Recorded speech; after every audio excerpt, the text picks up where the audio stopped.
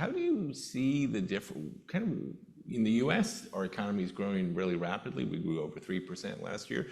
Retail sales say that consumers in the U.S. keep spending, or inflation data recently have come in higher than expectations.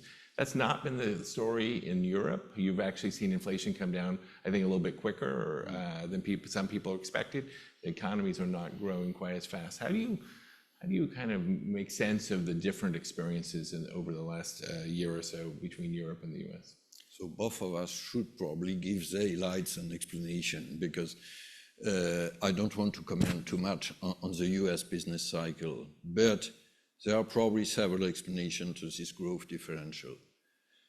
There are cyclical explanations. First, we should never forget that Europe was more hit by the Russian war in Ukraine. It's on our soil, and the energy shock was much heavier for Europe. We are energy importers.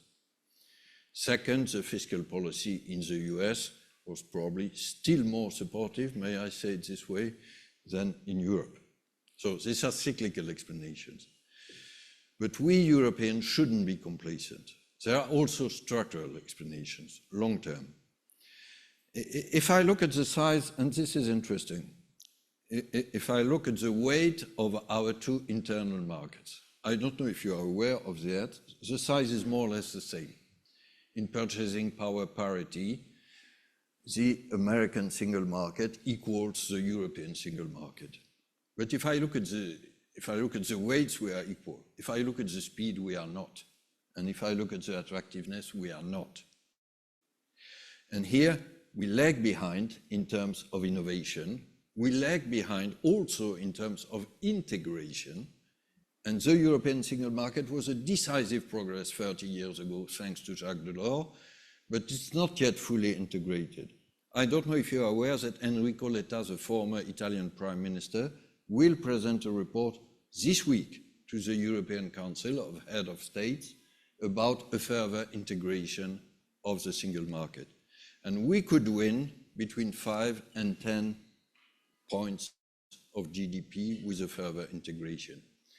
And we have to be more Schumpeterian. I always stress that Schumpeterian was an economist born in Europe, as you are aware, in Austria-Hungary at that time. But he passed away in the US. So we Europeans should remember that Joseph Schumpeter was also one of the great sons of Europe. And sometimes I say we should reconcile Keynes, who is clearly a European, and Schumpeter. And we have several levers for that, a more integrated single market, especially in digital, in telecoms, etc. This will be Enrico Letta's proposal. And second, to use much better our financial savings. We are savers in Europe. We have excessive private savings each year of up to 2% of GDP. And we should use this to fund the digital and the green transition. If we do that, and this is a clear political endeavor, I hope it will be the mandate of the next Commission and of the next European Parliament, we have ways and means to accelerate.